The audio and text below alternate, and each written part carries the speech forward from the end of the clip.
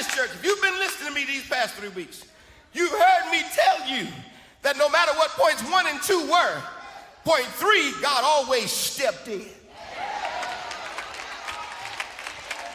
Last week I told you in verse 19, but my God shall supply all my need according to his riches and glory by Christ Jesus. I told you that the God you serve is the God of provisions.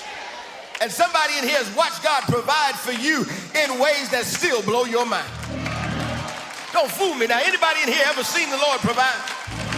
Well, if you weren't listening last week, then the first Sunday, I told you that the peace of God would be, that the God of peace would be with you. The God of peace. I like this church because if you were listening to Dr. Dinkins at the call to worship, he said he knows it's not December, but he still said Emmanuel is here. That the God of peace is right here with us. That the God of peace is on our side. And may I suggest, it doesn't have to be December because you need that God with you in January. You need Emmanuel in February, March, April, May, June, July, August, September, October, November. And is there anybody in here who can testify, I need the God of peace with me at all times?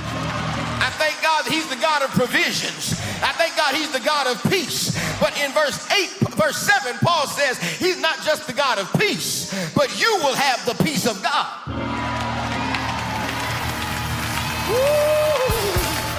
Is there anybody who knows he's with you? And because he's with you, he gives to you just what you need, just when you need it most. I need somebody in here who knows something about the peace of God to help me close this message. I'm in my seat now. I've got to close. But is there anybody who can help me celebrate the fact that even sometimes when I'm unaware of how God is working things out, he's still figuring and working and moving and transforming so that I will have victory over my adversity. I need some people in here to calm yourself down because the peace of God will guard your heart and your mind through Christ Jesus. This is emotional health, church family. You don't just need the ability to shout in the sanctuary. You need the ability to be at peace when you get home at night. And somebody in here can testify. I don't know how God does it, but with all the drama I live with, he still gives me peace in my heart and peace in my mind. I need somebody in here who understands that peace is the reality of the believer to help me close this message.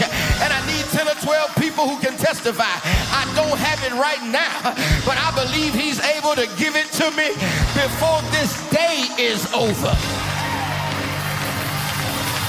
So, you must not know who your God is. I said he can give you that kind of peace before this day is over. So I need you to throw up your hands and receive the peace of God in your life. I need you to open up your spirit and receive the peace of God in your life. I need you to ask the Lord to give you peace that passes all understanding. Ask the Lord to give you peace that will help you get through Monday through Saturday.